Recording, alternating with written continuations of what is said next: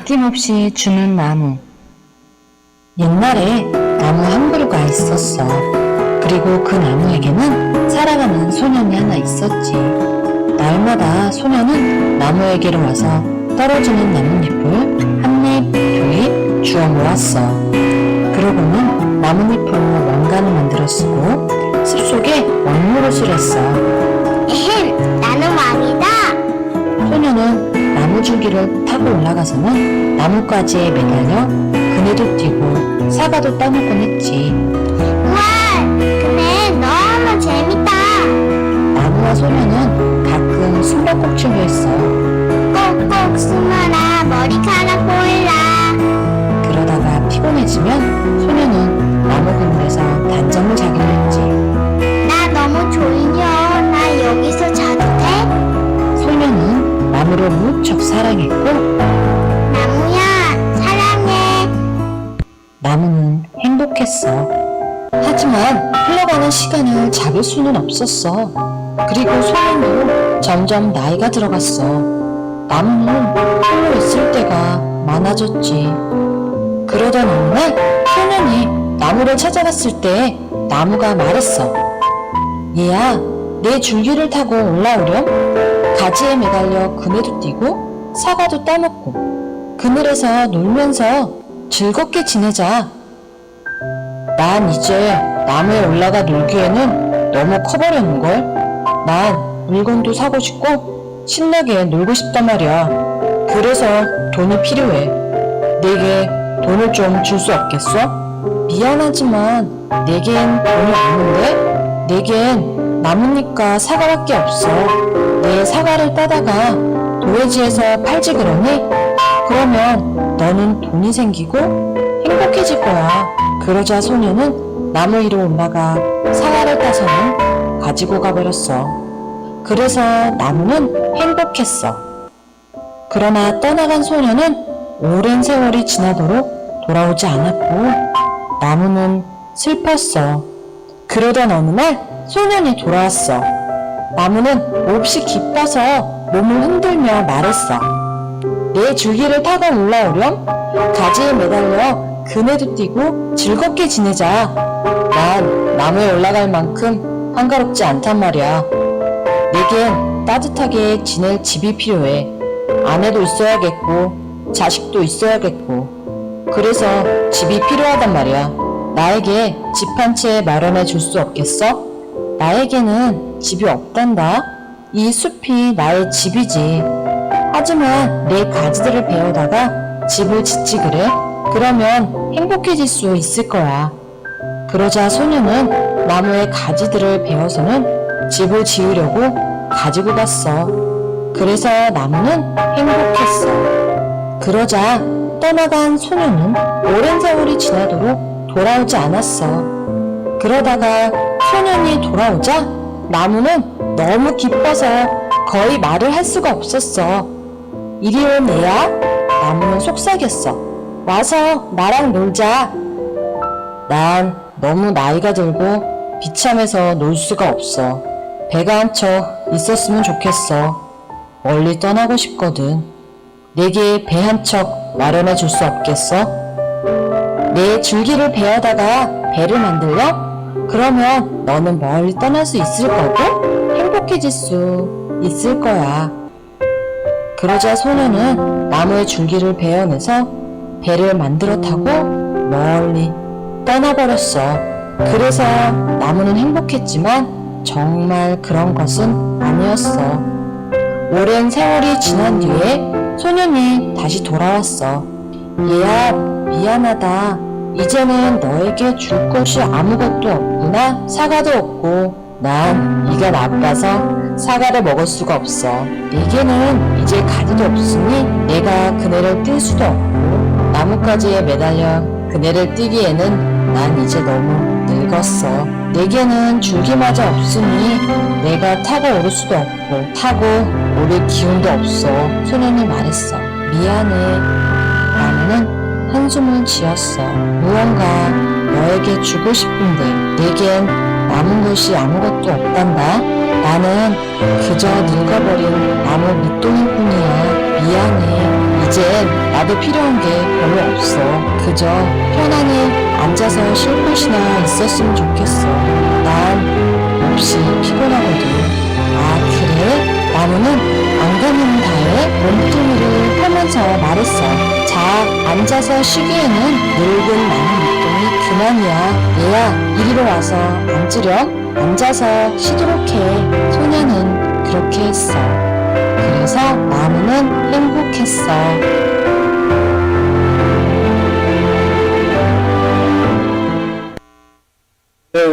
전 분도 출판사에서 셀 실버스타인의 이야기를 이 그림책으로 편 걸 영상으로 보셨습니다.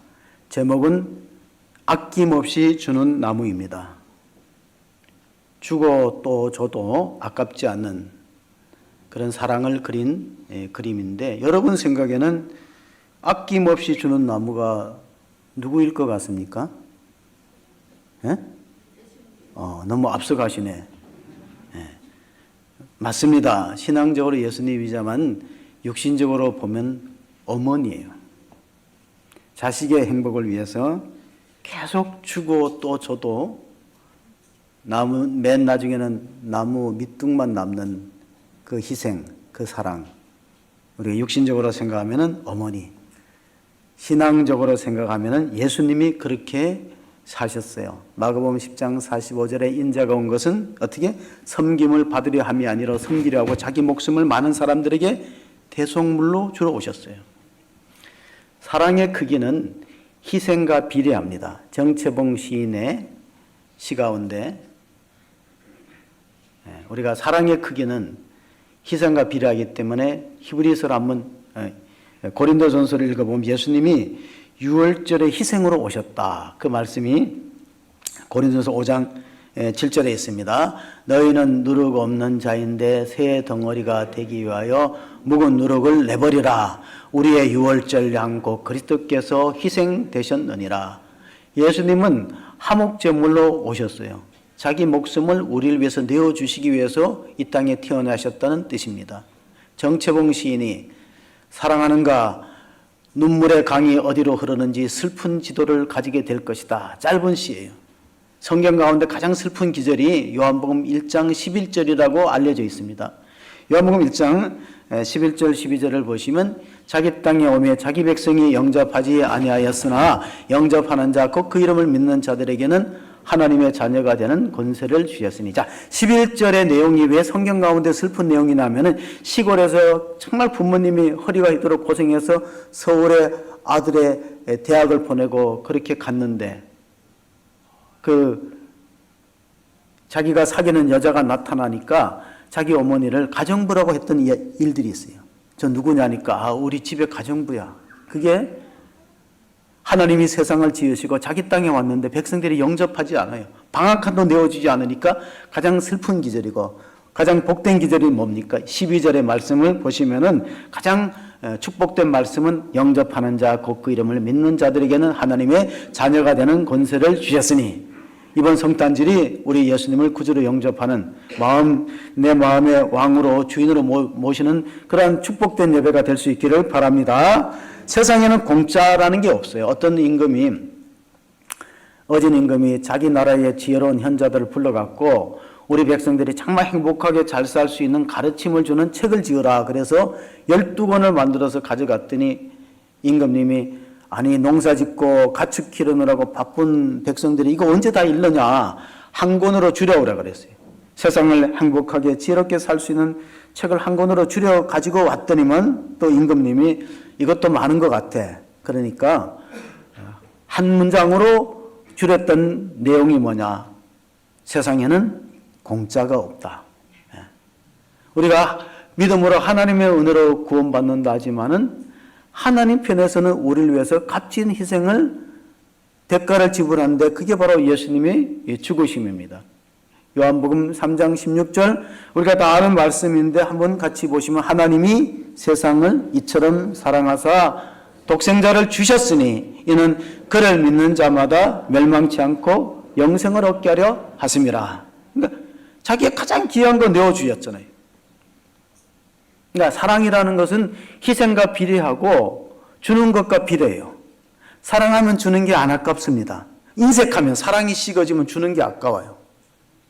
하나님은 하나밖에 없는 독생자를 내어줌으로 그분의 사랑을 우리들에게 증거를 보여주셨는데, 로마서 5장 8절 말씀을 읽어보면 이렇게 되어 있습니다. 우리가 아직 죄인 되었을 때에 그리스도께서 우리를 위하여 죽으심으로 하나님께서 우리에 대한 자기의 사랑을 확증하셨느니라.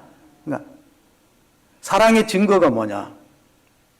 그건 희생과 헌신에 달려 있다는 겁니다. 사랑하면 주는 게 안 아깝고, 사랑이 식어지면 주는 게 아깝습니다. 인색하게 됩니다. 오늘 본문의 말씀, 시작되는 말씀은 요한복음 1장 14절에 성육신에 관한 말씀을 읽습니다. 말씀이 육신이 되어 우리 가운데 거하심에 우리가 그의 영광을 보니 아버지의 독생자의 영광이요 은혜와 진리가 충만하더라. 자, 이 말씀이 육신이 되었다는 것은 요한복음에서 굉장히 중요한 의미를 담고 있습니다. 왜냐하면 요한복음 1장 1절에 어떻게 시작되냐면 태초에 말씀이 계시니라. 창세기 1장 1절의 구조와 같아요. 태초에 하나님이 천지를 창조하시니라. 그 태초가 나오잖아요. 요한복음 1장 1절 태초에 말씀이 계시니라. 이 말씀이 하나님과 함께 계셨으니 이 말씀이 뭐라고요? 이 말씀이 곧 하나님이라. 그러면 말씀이 육신이 되었다는 어떤 의미가 있는가? 다시 14절을 보시면은, 자, 창세기 1장 1절은 요한복음 1장 1절은 이 말씀이 곧 하나님이라고 정의를 내렸어요. 물론 이제 말씀이라는 게 헬라어로 로고스 또는 도라는 의미도 갖고 있지만, 말씀이 하나님인데, 이 말씀이 곧 하나님인데, 말씀이 육신이 되었다는 것은 그것을 대입하면 뭐가 돼요? 누가 육신이 되었다는 거예요? 하나님이 육신이 되었다는 거예요. 아니, 하나님이 어떻게 눈에 보이지 않고 영으로 존재하신 하나님이 우리와 똑같은 혈과 육을 지닌 사람으로 나타나셨을까? 그게 신비죠. 그건 기적이다. 성육신의 기적이다. 뭐 볼 수 있는데, 그것이 바로 성탄절은 말씀이 육신이 되어 우리 가운데 나타난 사건. 그날이 바로 우리가 정말 기뻐하고 또 예배하는 그런 날인데, 크리스마스란 의미가 뭡니까? 크리스는 그리스도 예수를 말하죠. 크리스마스, 크리스. 마스는 미사란 뜻이에요. 자, 크리스마스를 합치면 이런 뜻입니다. 그리스도에게 예배를, 이런 뜻이에요. 근데 오늘날의 크리스마스는 예배가 실종되었어요. 제가 보니까 교회보다가 먼저 캐롤을 트는 곳이 백화점이에요. 교회보다 먼저 트리를 아름답게 만드는 것이 백화점이에요. 아이들도 크리스마스가 뭐냐면 산타크로스가 선물 주는 날이지 예수님이 빠져버렸어요. 어떤 주일학교의 교사 선생님이, 여자 선생님이 자기 아이들을 이제 크리스마스에게 의미를 심어주기 위해서, 얘들아, 크리스마스 때 어떤 선물을 받고 싶냐? 그러니까 한 아이는 강아지를 선물로, 또 한 아이는 자전거를 선물로 받고 싶다. 또 한 아이는 저는 엄마 아빠 같이 여행을 갔으면 좋겠습니다. 근데 한 아이는 고개를 숙이고 말을 안 해요. 그래서 주일학교 선생님이 너는 뭐를 받고 싶나? 크리스마스 선물에. 그러니까 저는 아버지가 너무 보고 싶어요. 아버지가 일찍 세상을 떠나서 아버지의 사진만 남아있는데, 이 사진 속에 있는 아버지가 성탄절에 오셔서 나를 안아주었으면, 그러면 저한테는 최고의 선물이 될 것 같아요. 이 선생님이 참 너무 깜짝 놀라고 치고 나니까 아이를 안아주면서 이렇게 말했대요. 그래, 사진 속에 아버지를 우리가 기념하듯이, 그리듯이 성경에 기록된 예수님이 오시는 날이 성탄절이야. 우리가 성경에 기록된 예수님, 구약에 예언된 예수님을 보고 싶은 마음은 다 있을 거예요. 특별히 12제자 가운데 빌립이라는 제자가 요한복음 14장에 예수님께 이런 질문을 드렸어요. 빌립이 이르되 주여 아버지를 우리에게 보여주옵소서. 그리하면 족하겠나이다. 예수께서 이르시되 빌립아, 내가 이렇게 오래 너희와 함께 있을 때 내가 나를 알지 못하느냐? 나를 본 자는 아버지를 보았거늘 어찌하여 아버지를 보이라 하느냐? 자, 사진 속에 아버지가 성탄절에 오셔서 나를 안아줬으면 얼마나 좋겠나 하는 그 소년의 갈망처럼 빌립에게도 그런 갈망이 있는데, 예수님이 하나님을 보이라 하느냐? 나를 본 자는 하나님을 본 것이다. 그래서 우리가 성탄절의 의미가 뭡니까? 하나님이 일정한 시간과 공간을 선택해서 우리 가운데 나타났던 임마누엘의 사건이 바로 성탄절입니다. 계속해서 우리가 요한복음 이어지는 15절 16절의 말씀 읽어보면은 요한이 그에 대하여 증언하여 외쳐 이르되 내가 전에 말하기를 내 뒤에 오시는 이가 나보다 앞선 것은 나보다 먼저 계심이라 한 것이 이 사람을 가리킴이라 하니라. 우리가 다 그의 충만한 데서 받으니 은혜 위에 은혜라라. 자, 요한복음을 읽을 때 주의할 게 뭐냐면 요한복음을 기록한 사람은 사도 요한이 12제자 세베대의 아들 요한 야고보 형제 간의 사도 요한이에요. 근데 지금 나보다 앞섰다는 그 요한은 세례 요한을 말합니다. 왜냐하면 세례 요한은 예수님보다 6개월 정도 먼저 태어났어요. 그런데 내 뒤에 오시는 예수가 나보다 앞섰다는 건 무슨 뜻입니까? 그리스도의 선제성을 의미합니다. 예수님은 2000년 전에 오셨다고 해서 그때가 예수님이 시작이 아니라는 거예요. 태초에 말씀이 계시니라 이 말씀이 하나님과 함께 계셨으니 이 말씀이 곧 하나님이다. 그러면 예수님의 기원은 그 이전에도 있었다. 그걸 그리스도의 선제성이라고 부릅니다. 예수님의 탄생에 대해서 마태복음은 두 가지 이름을 우리에게 주신 바, 계시한 바 있어. 하나는 예수라는 이름이죠. 자기 백성을 저들의 죄에서 사하실 자, 구원할 자가 예수라는 이름이고 또 하나의 이름은 임마누엘의 이름이네요. 임마누엘 이름은 이사야 7장 14절의 예언이 성취로 처녀가 잉태하여 아들을 낳을 것이요 그 이름을 임마누엘이라 하리니 이는 번역한즉 하나님이 우리와 함께 계시다. 그러니까 성탄절은 하나님이 우리와 함께 계셔서 우리의 고통과 우리의 슬픔을 위로하고 우리에게 소망을 주기 위해서 오셨다는 사실을 믿으시기 바랍니다. 이 절망에 가득 찬 땅, 미움과 갈등과 전쟁의 소문만이 난무하는 이 땅에 평화의 왕으로 오신 주님을 맞아들이는 날이 바로 성탄절이기 때문에 이사야 선지자는 오늘 본문에 보니까 은혜 위에 은혜라는데 은혜 플러스 은혜다. 기독교가 갖고 있는 특징이 뭐냐? 과거 오래전에 영국에서 종교 박람회를 했어요. 그래서 세계 모든 종교를 비교할 때 그때 영국의 변증가요 교수였던 C.S. 루이스가 기독교의 특징이 뭐냐? 뭐 여러 가지 그 종교마다 특징이 있잖아요. 불교는 뭐 한생이라든가 뭐 한생이라든가 전생이라는 게 있잖아요. 뭐 힌두교는 또 동물을 먹지 않는 소를 숭상하는 그런 특징인데 기독교의 특징은 은혜라는 거예요. 은혜. 은혜가 뭐냐? 받을 자격이 없는 자에게 주어지는 하나님의 일방적인 호의를 은혜라는 거예요. 은혜가 없이는 우리가 살아갈 수 없는 게 가만히 보면은 진짜로 비싼 거는요 돈을 안 받아요. 예를 들면 우리가 물은 돈 주고 사 먹어요. 근데 공기를 돈 주고 사 먹습니까? 아니잖아요. 물론 병원에는 산소호흡기가 있지만 우리 일반적으로는 우리가 이 땅에서 숨쉬고 활동하고 운동도 하고 그러는데 공기세를 내는 건 없어요. 혹시 공기세 내시는 분이 계시면은 안 내도 된다고 제가 얘기할게요. 공기세는 없어. 근데 만약에 공기가 차단되고 공기가 공급되지 않으면 어떻게 될까요? 5분만 공기가 없으면 우리는 다 여기서 못 나가요. 생각해 보세요. 5분만 우리가 숨을 못 쉬고 산소가 공급 안 되면 여기 5분 후에 걸어서 나갈 수 있는 사람이 있을까요? 없어요. 그렇게 다 은혜잖아. 하나님의 은혜로 살면서 그걸 모르는 거예요.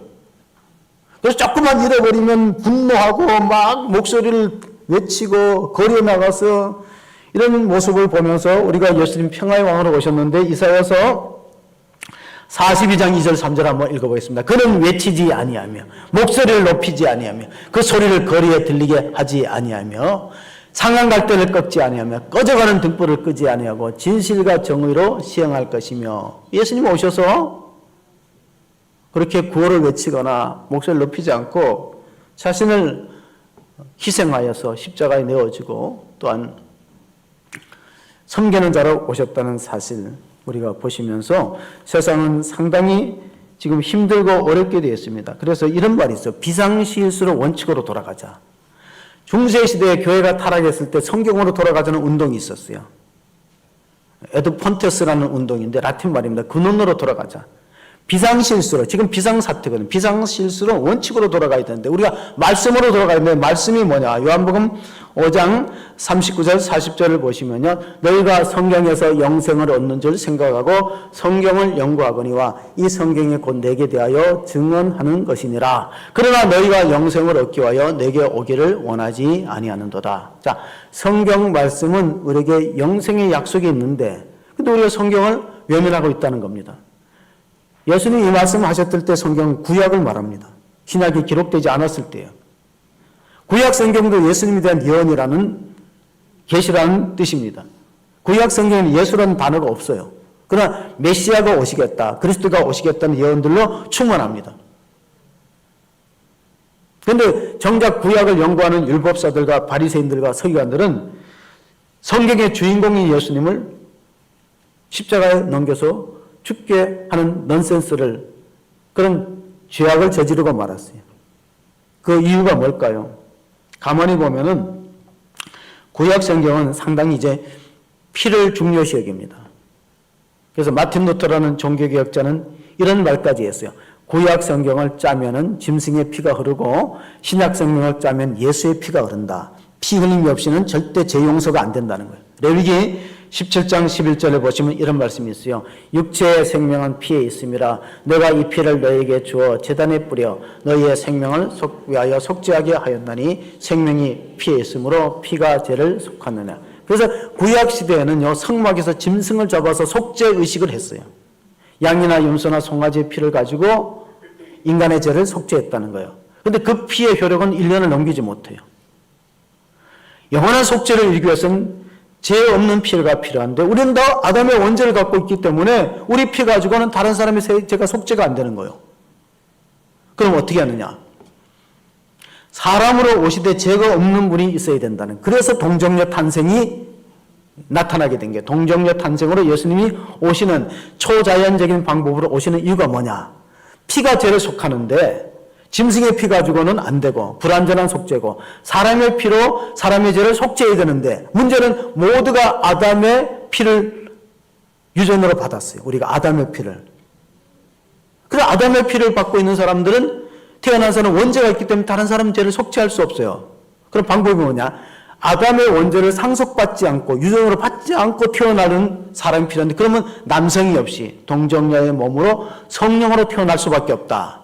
그래서 동정녀 탄생이 예수님의 출생 방법인 이유가 바로 거기 있는데, 어떤 사람들은 동정녀 탄생이 과학적으로 상식적으로 의학적으로 맞지 않는다 그러는데 하나님이 하시고자 하면 못하실 일이 없는 줄 믿으시기 바랍니다. 벤자민 워필드라는 신학자는 이렇게 말했어요. 동정녀 탄생을 과학적으로 맞지 않는다고 주장하는 사람 4개로 데려오라. 그는 분명히 예수가 하나님인 걸 안 믿을 거다. 맞잖아요. 예수님이 하나님이라면은 그런 출생의 방법을 선택하는 걸 우리가 불가능하다고 할 수 있겠느냐. 중세시대 11세기의 영국의 캔터베리 대주교였던 안셀무스라고 하는 분은 크로데우스 호모라는 논문을 발표했어요. 크로데우스 호모는 라틴 말이야. 왜 하나님이 인간이 되셨을까? 왜 하나님이 사람이 되셨을까?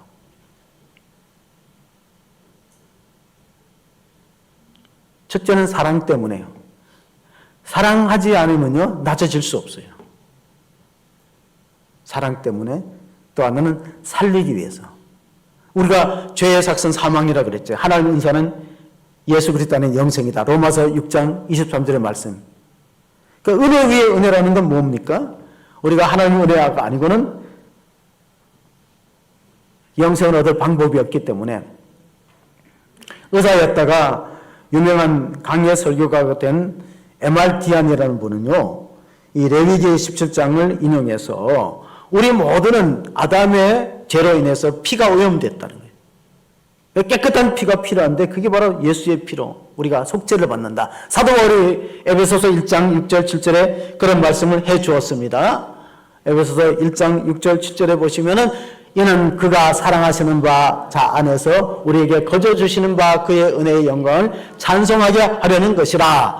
이 우리는 그리스도 안에서 그의 은혜의 풍성함을 따라 그의 피로 말미암아 속량 곧 제사함을 받았느니라. 아멘. 여러분, 우리가 제사함 받는 거는 내가 선행을 많이 하거나 착한 일을 공적과 업적으로 제사함 받는 게 아니고 누구의 피로? 예수의 피로 속죄함 받은 것을 믿으시기 바랍니다. 그 의식이 성만찬 예전이에요. 이것을 받아 마시라. 이것은 너희를 위하여 흘리는 나의 피니. 그러나 예수의 피로 새 언약의 중보가 되었어요. 자, 모세 시대에는 율법을 통해서 언약을 맺었다면은 신약 시대는 예수의 피로 새 언약의 중보가 되었다는 거예요. 이제 우리가 성경을 이해할 때 언약이라는 게 얼마나 중요합니까?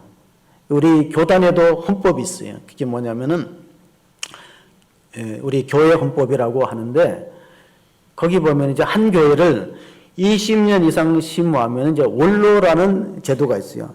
근데 원로 목사와 원로 장로는 있는데 안타깝게도 원로 권사는 없어요. 권사님들 잘 이해하셔야 돼요. 원로 권사 한 교회를 20년 이상 봉사하면은 그 명예를 보존하고 예우하기 위해서 원로 목사와 원로 장로가 있다는 그런 제도가 헌법에 있다는 겁니다. 그러면 원로라는 것이 왜 중요하냐? 우리 사회에 원로가 지금 없거든요. 중재할 수 있는 사람이 없어요. 옛날에는 한경직 목사님이나 김수환 추기경들이 국가가 이런 비상 상태가 되면은 좀 이렇게 양쪽을 중재할 수 있는 역할들이 원로인데 지금 사회에 원로가 없어요. 어른이 없어요. 이 초갈등 사회가 되고 말고 제가 안타깝게 생각하는 건요. 우리 목사님들 단톡방이 있는데 누가 글을 올리면은 반대하는 사람들이 또 항의하고 이러다가 폐쇄가 돼요. 폐쇄가. 이 정도로 지금 우리 사회가 초갈등 사회라니까요. 목회자들도 그런데 뭐 글을 올리면 반대하는 사람이 또 글을 올리다 보면은 막 빠져나가고 탈퇴하고 그 단톡방이 폐쇄될 정도로. 근데 원로가 있다면은 참으로 이게 잘 아우를 수 있는 그런 중보자가 필요하잖아요. 원로가 주의해야 될 게 있어요. 원로는 관심을 갖되 간섭하면 안 돼요. 기도는 많이 하되 설교하려고 하면 안 돼요. 나에게 들수록 입은 닫고 지갑은 열어야 돼. 그래 존경받습니다. 말은 하려는데 지갑은 안 열어. 존경받기 어렵다는 거죠. 원로와 후임의 관계는 모세와 여호수아의 관계입니다. 혹시 자기 자식한테 기업을 승계해서 자식이 자기보다 경영을 잘할 때 시기하고 질투하는 부모가 있습니까? 격려하겠죠. 그게 모세와 여호수아의 관계입니다. 출가한 자식이 가서 행복하게 잘 산다는 소문이 들리면 부모가 기쁘고 감사하지. 가서 다투고 갈등하고 뭐 갈라선다 이러면 좋겠습니까? 담임 목사의 마음은 그런 마음이에요. 잘 되는 마음, 잘 되고 그런 마음인데 지금 우리 사회가 이렇게 어려워지는 것은 중재할 사람이 없어요. 우리가 사도행전을 보면요. 초대교회가 갈등할 때 말씀과 기도로 전무하리라. 사도행전 6장 4절에 보면 사도들은 말씀과 기도에 전무했고 또 사도행전 5장에 보면은 초대교회가 핍박을 받을 때 가말리엘은 원로가 있어요. 사도 바울의 스승이 가말리엘인데 이 사람은 원로예요. 원로. 바리새인 가말리엘은 율법교사로 모든 백성이 존경받는 자라 공회 중에 일어나 명하여 사도들 잠깐 밖에 나가게 하고 말하되 이스라엘 사람들아 너희가 이 사람에 대하여 어떻게 하는지 조심하라. 이 사람들을 가두고 매질하고 핍박하지 말라. 왜냐하면 과거에도 자기가 메시아라고 주장했다가 한 400명 추종자들이 따르다가 죽어버리니까 흐지부지하지 않았는가. 또 갈릴리 주도가 일어서서 자기가 그리스도라고 외쳤을 때 많은 사람이 따랐지만 그가 죽은 즉 그 모임이 흩어지지 않았느냐. 만약에 이 소행과 예수님이 부활했다는 이 증언이 거짓 증언이고 이게 가짜 뉴스라면 오래 못 갈 거다. 가말리엘이 중재를 잘했어요. 사도들을 핍박하고 예수 믿는 사람 감옥에 가두지 마라. 이게 만약에 예수님의 부활의 역사적 사건이 아니고 허구적인 이야기라면 오래 못 간다. 누가 가짜를 위해서 자기 목숨을 버리겠어요. 요즘에 정치를 보면 배신이 난무하는데 예수님이 부활하지 않았다. 그걸 자기가 눈으로 알면서도 예수님이 부활했다는 것 때문에 자기 목숨 걸 사람 어디 있어요? 근데 우리가 성경을 보면은 사도 요한 빼고는 다 순교길을 갔어요. 예수님의 부활이 가짜고 실제로 일어나지 않았다면은 그 예수님의 부활을 증언하기 위해서 목숨을 내놓을 제자들이 어디 있겠어요? 가말리엘이 중재를 잘했지, 원로로. 만약에 이 사람들의 소행이나 이 사람들이 전하는 말이 거짓이면 오래 못 갈 건데 만약에 하나님께서 이 일을 일으켰다면 여러분이 죄 짓는 거다. 그 얘기예요. 여러분 예수 믿는 사람 핍박하고 감옥에 가두고 죽이는 것은 하나님을 거역하고 죄짓는 거다. 그리고 가만히 두면 시간이 지나면 알 것이다. 이런 것이 가마리엘의 중재입니다. 예수님은 중보자로 오셨어요. 어떻게 중보했습니까? 디모데후서 2장 4절 5절 보시면은 하나님은 모든 사람의 구원을 받으며 진리를 아는 데에 이르기를 원하시니라. 하나님은 한 분이시요 또 하나님과 사람 사이의 중보자도 한 분이시니 곧 사람이신 그리스도 예수라. 이게 성육신의 신비입니다. 하나님이 어떻게 사람의 모양으로 오셔서 우리 처지를 공감하고 우리의 눈물과 아픔을 닦아주고 위로하기 위해서 임마누엘 오신 사건이 바로 이 성탄절이기 때문에 우리는 이날을 예배하면서 하나님을 찬양하며 특별히 동방 박사들은 와서 세 가지 예물을 드리고 경배했다. 마태복음의 기록입니다. 동방 박사 세 사람이 세 가지 예물은 영적으로 어떤 의미가 있는가? 황금을 드렸어요. 황금은 왕을 뜻합니다. 옛날에 왕들은 신라시대 왕들은 금관을 썼잖아요. 황금하면 왕을 상징하여. 그러므로 왕으로 오신 그리스도. 그 다음에 유향을 드렸어요. 유향은 뭡니까? 제사 지낼 때 그 성전에 보면 향불을 피웠어요. 향단에서. 그럼 유향은 뭐냐? 제사장으로 오신 그리스도. 그 다음에 모략을 드렸어요. 모략은 시체에 바르는 거예요. 시체가 부패하지 말라고. 그건 뭐냐? 선지자로서 하나님의 말씀을 전하다가 순교의 길을 간 예언자들이 대개 다 자기 명을 다 다하지 못하고 죽임을 당했어요. 예언자로 오시는 선지자로 오시는 그리스도를 뜻한다. 이것을 이스라엘 사람들은 기름 부은 자라는 표현을 했어요. 자, 여러분 우리가 메시아라는 뜻이 뭐냐면 히브리 말로 메시아는 기름 부은 자라는 뜻이고 그게 헬라 말로 바꾸면 그리스도라는 뜻이에요. 기름 부은 사람들은 특별한 사람들인데 왕과 제사장과 선지자들만 기름 부었어요. 그런데 이것은 한 사람이 할 수 없어요. 이걸 한 사람이 하면 뭐라 그러냐면 월권이라 그래요. 월권. 그래서 사울왕이 실패한 거예요. 사울왕 왕으로 부름받았지 제사장이 아니거든. 그런데 자기가 제사를 마음대로 드려. 예배를 자기 마음대로 이렇게 저렇게 받고 그럼 그 사람은 영적으로 월권하기 때문에 하나님이 그 사람을 쳐버리는 거예요. 너는 왕이지 제사장이 아니다. 사람은 이 세 가지를 하면 왜 잘못되나 하면요. 권력을 남용하게 되는 거예요. 우리나라의 상권 분립이죠. 입법부, 사법부, 행정부. 이거를 뭐냐면 체크 앤드 밸런스래요. 우리 사회에서 배웠어요. 다 사회 시간에. 견제와 균형이란 말로 체크 앤드 밸런스예요. 근데 이게 무너졌거든. 입법부에 있는 사람들이 법을 정해놓고 자기들이 안 지키고 막 바꿔버려요. 새로운 법을 만들어. 그럼 이 나라가 어떻게 되겠습니까? 지금 이 사태가 가장 심각하게 피해를 미치는 게 경제와 외교예요. 정치가 이렇게 불안정하니까 경제와 외교에 영향을 미치기 때문에 우리가 힘들어, 민생들이 점점 힘들어가는 경우가 되고 있습니다.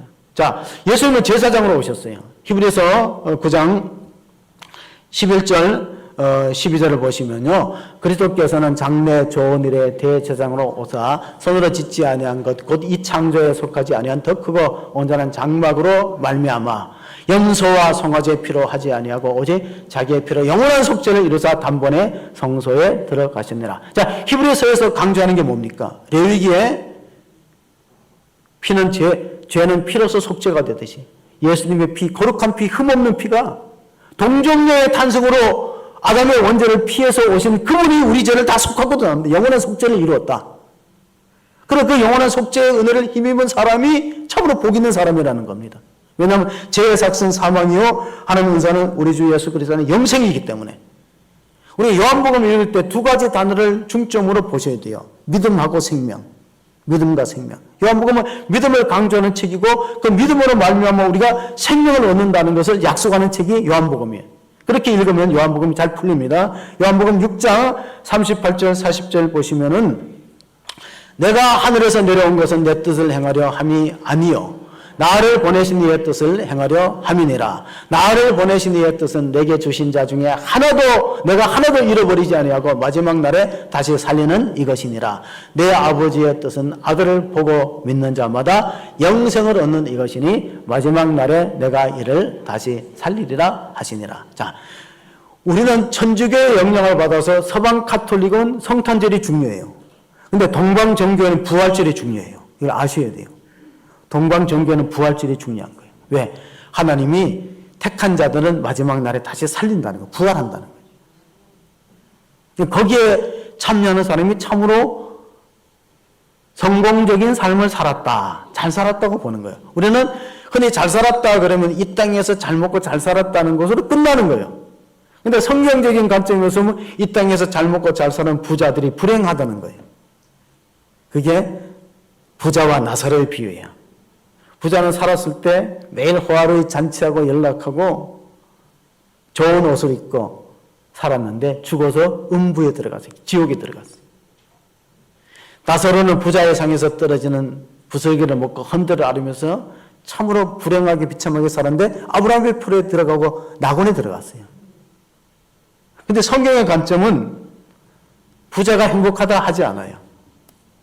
부자는 실패한 인생이고 불행한 사람이라고 말했어요.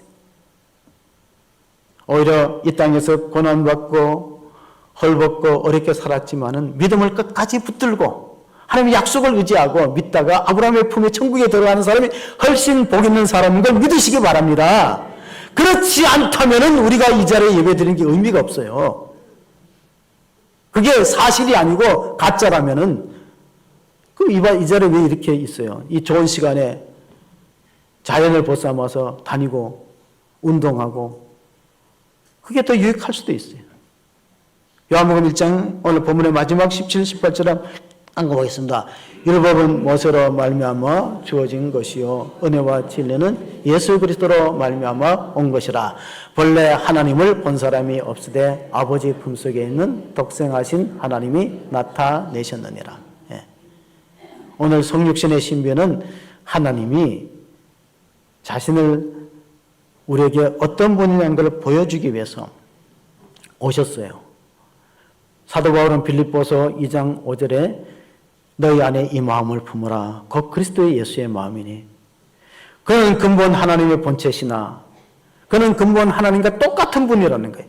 하나님의 복사판이 아니라 하나님의 원본이라는 뜻이 그는 근본 하나님의 본체시나 자기를 하나님과 동등됨으로 여기지 않으시고 자기를 비워 종의 형체를 가져서 사람의 모양으로 나타나셨으며 죽기까지 복종하셨으니 곧 십자가에 죽으심이라. 여러분 사회가 갈등할 때에는요 역지사지의 마음이 필요해요. 목사는 성도의 마음을, 성도는 목사의 마음을, 그 입장을 생각하는 그런 태도가 필요한 거예요. 여당은 야당의 입장, 야당은 여당의 입장, 이걸 생각 안 하니까 계속 갈등에 첨예해야 되는 거예요. 장발장이라는 소설 뮤지컬이 있습니다. 제가 장발장을 여러 번 봤거든요. 빅톨 위고의 유명한 명작 장발장. 원래 제목이 레 미제라블입니다. 프랑스 말로 레 미제라블은 불쌍한 사람들이라는 뜻이에요. 그 주인공의 장발장이 조카가 배가 고프니까 빵을 훔쳤는데 3년형을 받았어요. 근데 탈옥을 시도하다가 가중처벌되죠. 탈옥을 시도해 19년 살아요.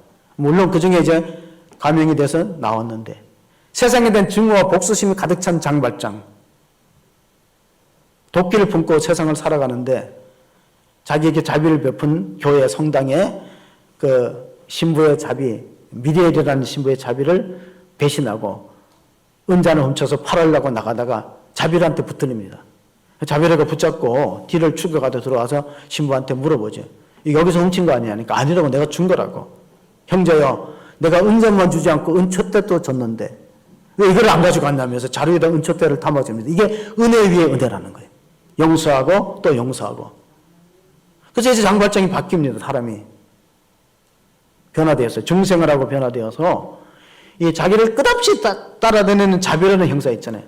자비라는 형사는 뭘 말하는? 율법을 말하는 거예요. 율법. 장발장은 은혜를 말하는 거예요. 근데 율법은 사람을 바꾸기가 어려워요. 우리가 교도소에 갔다가 사람이 달라집니까? 우리가 교회당에서 은혜 받고 사람이 변화되는 경우는 있어도요, 교도소에 갔다가 사람 안 바뀌어요. 이 장발장이 나중에 프랑스 혁명이 일어나잖아요. 시민군들이 막 이렇게 바이크를 치고 그 당시에 경찰들이나 형사들을 다 잡아서 그 전쟁터에서 그 자비라는 형사가 자기가 신분을 속이고 이 혁명군들을 저항하는 사람들을 다 데모꾼들을 체포하려고 싹 잡히면 걸립니다. 걸리니까 이제 죽어야 되거든요. 총살 당해야 되는데 장발장이 나섭니다. 저 사람 내가 처치한다. 나한테 상당히 해를 가했고 나를 상당히 쫓아다니면서 나를 기록했으니까 내가 복수하기 위해서 내가 죽이겠다고 자처해서 따로 불러갖고 자비를 불러갖고 총을 허공에다 쏘고 놓아줍니다. 근데 자비레가 자살해요. 세네 강변에 몸을 던집니다. 자기는 그런 걸 도저히 용납할 수 없어. 내 같으면 내가 장발장 같으면 나를 죽일 텐데 저 장발장이 나를 용서해주고 풀어줬더니 이 모욕감을 느끼는 거예요. 그게 율법이에요. 율법. 율법은 우리가 죄를 깨닫고 오늘 은혜의 은혜라는 복음을 듣고 예수님의 사랑을 경험한 사람은 그렇게 살지 않죠. 우리가 끝으로 읽을 말씀이요. 요한복음 20장 31절의 말씀 한번 보겠습니다. 오직 이것을 기록하면 너희로 예수께서 하나님의 아들 그리스도이심을 믿게 하려 하며 또 너희로 믿고 그 이름을 힘입어 생명을 얻게 하려 함이니라. 그러니까 성경을 왜 기록했느냐는 것은 예수가 하나님인 걸 믿고 영생 얻으라고 기록한 거예요. 그럼 이 목적에 맞지 않게 신앙생활하는 사람은요, 지금 헛발질하는 거예요. 헛발질. 교회 나오는 목적이 뭐냐?